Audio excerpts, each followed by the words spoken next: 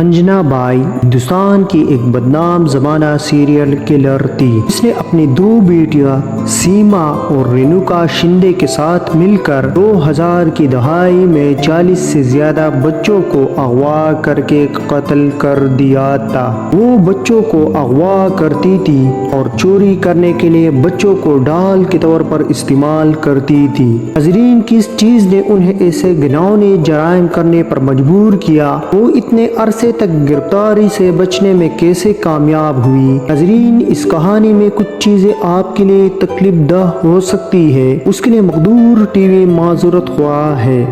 Welcome to Maqdoor T V. Anjana بائی، ان کی بیٹی سیما اور انہیں کی دوسری بھی شادی شدہ بیٹی رینوکا شندے نے 90 کی دہائی میں پونے کی گنج نگر کی شہری کچی آبادی میں ایک چھوٹا سا مکان کرائے پر لیا۔ انہوں نے مزدوری کے ساتھ ساتھ مقامی سطح پر چوری چکاری کو اپنا ذریعہ روزگار بنا لیا۔ اس وقت رینوکا کے شوہر کرن شندے پونے میں درزی کا کام کرتے تھے۔ سیما، رینوکا اور ان کی ماں انجنا بائی بھیڑ والی جگہوں، بازاروں اور میلوں میں خواتین کے پرس، زیورات اور مردوں کے بٹوے چوری کرتے تھے۔ 1990 میں ایک بار رینوکا نے ایک بھیڑ والی جگہ پر ایک خاتون کا پرس چھین لیا، لیکن وہاں کے لوگوں نے انہیں رنگے ہاتھوں پکڑ لیا۔ اس وقت ان کا 2 برس کا بیٹا ان کے ساتھ تھا۔ جب لوگوں نے انہیں پکڑ لیا تو رینوکا نے اپنے بچے کو ان کے سامنے کر لیا اور انہیں کہا، میں نے کبھی چوری نہیں کی،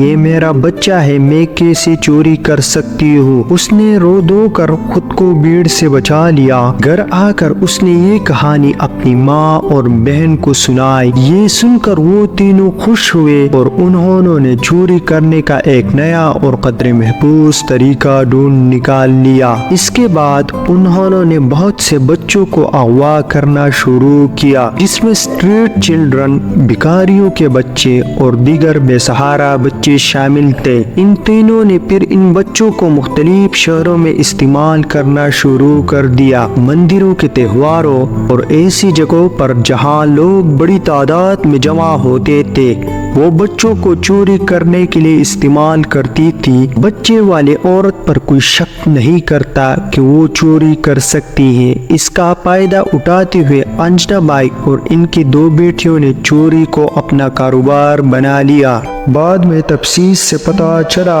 کہ وہ پونے، ممبئی، ناسک اور کولہاپور جیسے کئی شہروں میں اس طرح کی چوری میں ملوث تھی۔ ناظرین، ایک بار انجنا بائی اپنی بیٹیوں کے ساتھ چوری کرنے گئی، پھر وہ ایک آدمی کے 1.5 برس کے بچے کو بھی ساتھ لے آئی۔ جب وہ اس بچے کے ساتھ چوری کرنے گئی تو عوام نے سیما کو زیورات چوری کرتے ہوئے پکڑ لیا۔ بھیڑ میں موجود خواتین نے سیما کو پیٹنا شروع کیا۔ انجنا بائی، جو ایک بچے کو اپنے باہوں میں پکڑی ہوئی تھی، بھیڑ کی توجہ ہٹانے کے لیے بچے کو دور زمین پر پھینک دیا۔ تکلیف سے بچہ زور زور سے رونے لگا۔ اس کے بعد سیما نے روتی ہوئے بھیڑ کے سامنے قسم کھائی کہ اس نے کوئی چوری نہیں کی۔ اس کے بعد انہوں نے وہاں مجمع سے معافی مانگنے کی التجا کی، جس پر ہجوم نے انہیں پولیس کے حوالے کرنے کی کوشش کی، لیکن پھر لوگوں نے انہیں وہاں سے چلے جانے کی اجازت دے دی۔ یہ تینوں خواتین گاؤں چھوڑنے کے لیے بس اسٹاپ پر پہنچے، لیکن بچہ درد سے رو رہا تھا۔ انہیں اب بچے کی زخموں کی کوئی فکر نہیں تھی، کیونکہ وہ اس علاقے سے فرار ہونے کی جلدی میں تھی۔ اب بچے کو زخمی حالات میں لے جانا بھی خطرناک تھا۔ وہ مسلسل رو رہا تھا، یہ سمجھتے ہوئے کہ لڑکی کی حالات پریشانی پیدا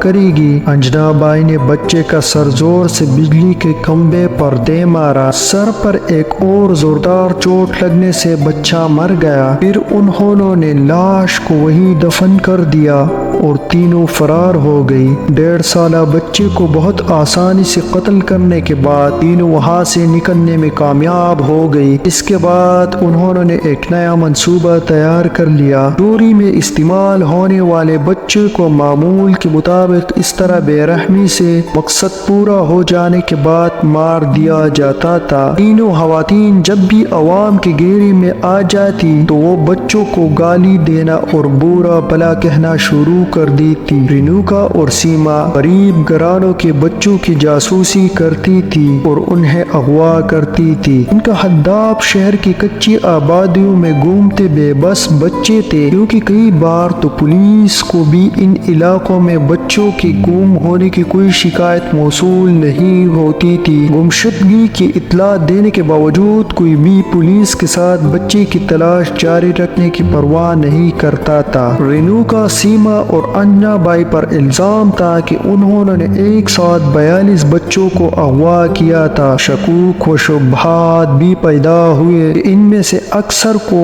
انہوں نے مار دیا۔ پولیس ناکافی شواہد کی وجہ سے مقدمہ نہ چلا سکی، تاہم پولیس کی جانب سے چلائے جانے والے مقدمات میں صرف 13 بچوں کے اغوا اور کم از کم 6 کا قتل ہی عدالت میں ثابت ہو سکا۔ اغوا ہونے والے زیادہ تر بچے بہت کم عمر تھے۔ پولیس قتل کا سامان برآمد نہیں کر سکی کیونکہ انہیں بغیر کسی ہتھیار کے قتل کیا جاتا تھا۔ الزامات کی تائید کے لیے کوئی ثبوت نہیں ملا۔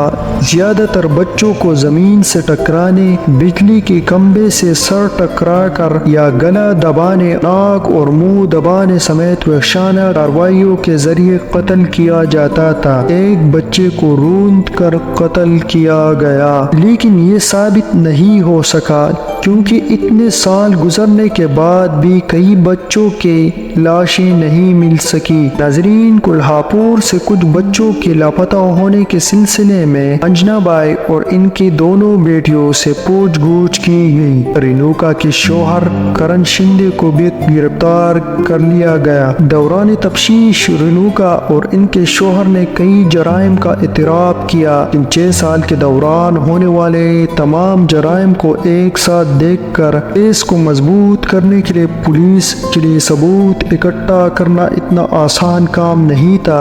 رینوکا اور سیما نے جج کو جرائم سے متعلق جھوٹے بیانات دیے۔ انہوں نے جج کو بتایا کہ پولیس نے ان پر جھوٹا الزام لگایا۔ انہوں نے یہ بھی دلیل دی کہ بچوں کا قتل نہیں ہوا، وہ اس بارے میں کچھ نہیں جانتے۔ آخر کار رینوکا کے شوہر کرن شندے، جو بہت سے جرائم میں ان کے ساتھی تھے، اپنے آپ کو مزید نہ روک سکے اور وعدہ ماب گواہ بن گئے۔ عدالت اور عوام نے کرن شندے کی گواہی سے ان چاروں کے ذریعے کیے گئے وحشیانہ قتل کے بارے میں تفصیلات سنی۔ اس نے عدالت کے سامنے جو حقائق رکھے اور ان 3 خواتین سے متعلق جن حقائق سے پردہ اٹھایا، اس نے ریاست مہاراشٹرا کو ہلا کر رکھ دیا۔ مقدمے کے اختتام پر رینوکا شندے اور سیما کو سزائے موت سنا دی گئی کیونکہ ان کے جرائم انتہائی سفاکانہ تھے اور ان کی مثال نہیں ملتی۔ ناظرین، لیکن عدالت میں کیس کی سماعت ہونے سے پہلے ہی انجنا بائی کی پولیس حراست میں موت ہو گئی،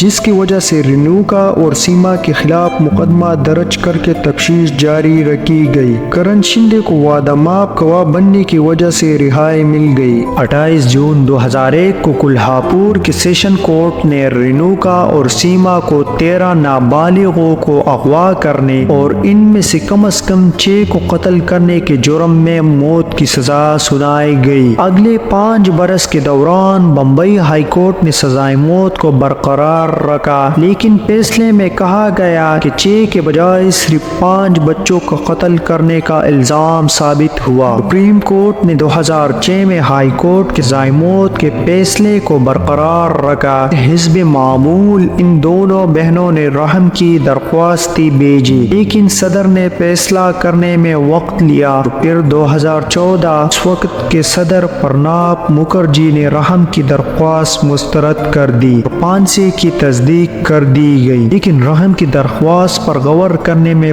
5 سال سے زیادہ عرصہ لگا۔ تاخیر کی وجہ سے ان بہنوں کی جانب سے درخواست دائر کی گئی پھانسی کو اب منسوخ کر دیا جائے۔ 30 جنوری 2022 کو سزائے موت موت کو خالدم قرار دے کر انہیں عمر قید کی سزا سنا دی گئی۔ یہ بہنیں اب پونے کے پروڈا جیل میں باقی زندگی گزار رہی ہے۔ اب رینوکا کی عمر 49 اور سیما کی عمر 44 سال ہے۔